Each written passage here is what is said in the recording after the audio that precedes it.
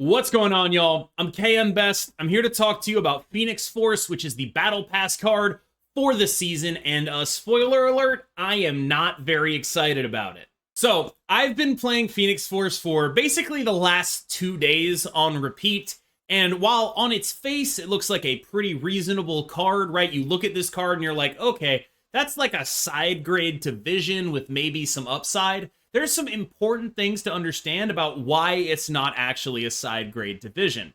First of all, Phoenix Force actually needs to revive a card that has been destroyed in order to get the ability to move.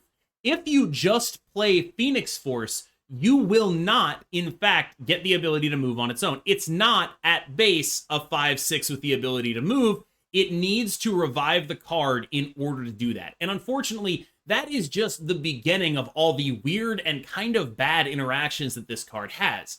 For example, you might think, okay, a card died. I can put this in Bar Sinister and it'll be like I put Vision into Bar Sinister. I'll get a bunch of things that can move, but that's not true either. What'll happen if you put this card into Bar Sinister, you'll get 1 copy that can move and then 3 copies of the card you revived with the Phoenix Force power added that can't. And it feels like there's a lot of things like that with this card, where there are all these weird edge case interactions that, if they went one way, could make the card a little bit more playable, but instead of going that way, they go the other way. And all of these little edge cases, that they just sort of add up into the card being significantly worse than it could have been if it was implemented a little bit differently. Another example of an edge case that came up for me was I was trying it in a Black Panther Zola deck, as like you go Black Panther into Zola and then play the Phoenix Force, right? After you play Electro. But the way that works is it works the way you may expect, but it's not the way you want it to work. So what'll happen there is what you'll do is you'll get a Phoenix Force, the Black Panther back. It'll double the 6 power of the Phoenix Force and then add the power of the Black Panther. So it's not even doing any of the fringe cases that you'd want to run it with very well. So what does this card do well? What decks have I been trying? Where does it actually make sense? Let's jump in. So the basic thing that actually does work the way you want it to with Phoenix Force is multiple man. And this seems to be the most common way to get something good out of playing your Phoenix Force, is to go multiple man, blow up your multiple man with a Carnage or a Venom, use the Phoenix Force, get back your multiple man. If you play Shuri, you'll get extra power on that multiple man, and then you move that multiple man around with various move cards and, of course, its own innate ability to move, leaving a lot of power on the board. You can copy stuff with Taskmaster. There are powerful things that you can do here. This is not a deck that is without power, but it is a deck that gets a lot of value out of your opponent not knowing what you're doing and not being prepared for it, right? So they are able to do things like put a Shang-Chi under an Invisible Woman and guarantee that all your big stuff dies, or various things like that, as long as they can contest another lane. Like, it's a little bit more difficult to win with just putting points on the board, especially if your points are Shang-Chi-able in this metagame than you might think. And of course, we also have the Shuri backup plan, but if we're talking about stuff that loses to Shang-Chi, boy, does this lose to Shang-Chi if you're relying on the Shuri backup plan. One upside that it has is it really is a lot of points. Like, it's kind of promising, but you need everything to go very, very well. And when it doesn't go very, very well, you aren't doing a lot. And so that is what I ultimately came away from here, is like, when things aren't lining up perfectly with this list, we are really not doing a lot. And if we are wanting to play a list that relies on high rolling, I think there are probably better options. So the next thing we tried was just slapping it in the Destroy deck. And in that deck, it is literally just worse Vision. That's what's happening here. It's just Vision, but worse. I don't know why you get anything out of this. I would not recommend playing this, but I've seen people experimenting with it. It's not good. This is not a card that is a significant upgrade in this archetype. You need to be doing something broken with it, and right now the only thing that's truly broken with it is like multiple man Human Torch, maybe.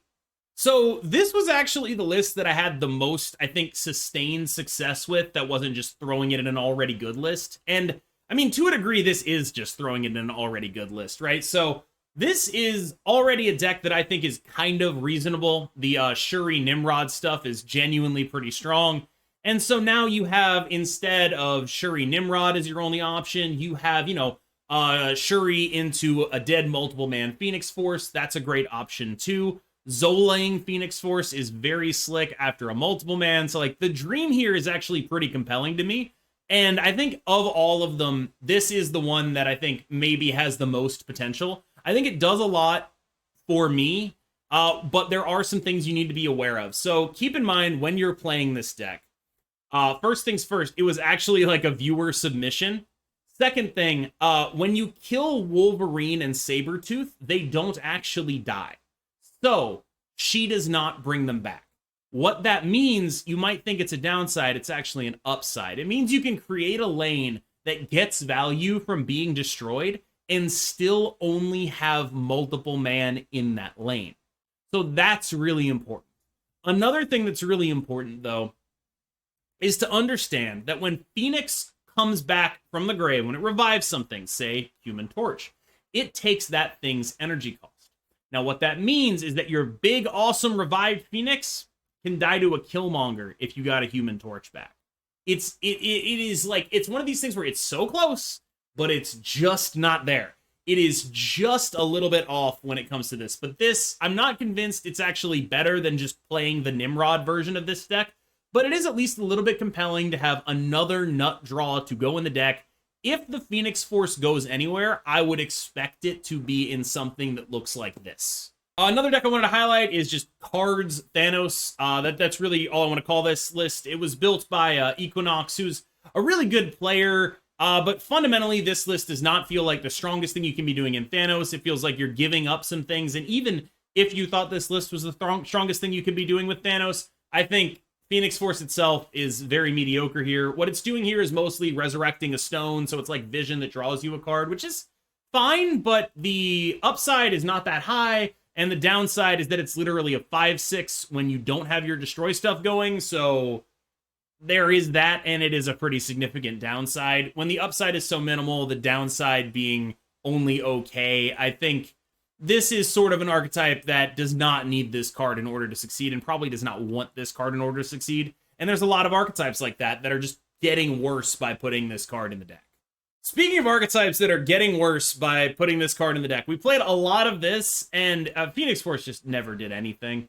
There was one opportunity that we could actually have to pull off the Electro into Black Panther, into Arnim Zola, into Phoenix Force play, and it turns out we just playing Odin would have been better there. And like, that's how this goes a lot of the time, where it's just like, okay, this is not worth running as a backup plan or as a main plan. So it needs to be a secondary plan of actually nutting off. Like, you need to be doing something extremely powerful, which brings us back to the Nimrod list. I honestly think this is about as competitive as it can ever get, because in this list, it actually has sort of a raison d'etre. There's a reason to run this card, and it is that you can't always Shuri into Nimrod, and sometimes Shuriing into Phoenix Force is just better, and that's totally fine. So I think if you want to play with Phoenix Force, I would start exploring these shells, because they're the only ones that I felt have genuine promise. That said, I do think the card itself is not a card that knocks it really out of the park. So in terms of the card itself, I think this is one of the weaker Season Pass cards that we've had in a pretty long time. Granted, a lot of that's been because a lot of Season Pass cards recently have been very good, with the obvious standout being Hitmonkey. But Phoenix Force, I think, maybe goes in one archetype, and I'm not even sure it's making that deck better right now. So in terms of value, if you were ever to skip a Season Pass, I would not think this is a bad one to skip.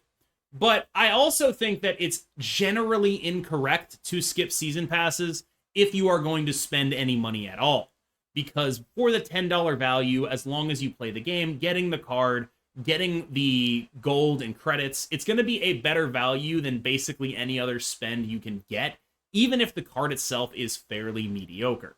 Now, that calculus may change under the new acquisition system, given that now, maybe you're not really interested in a Phoenix Force variant, getting it out of the way now isn't as valuable as it used to be. But I still think it's probably pretty valuable getting a card that is probably going into Series 5 for an extended period of time after this in your collection for $10, and that's usually a decent thing to happen.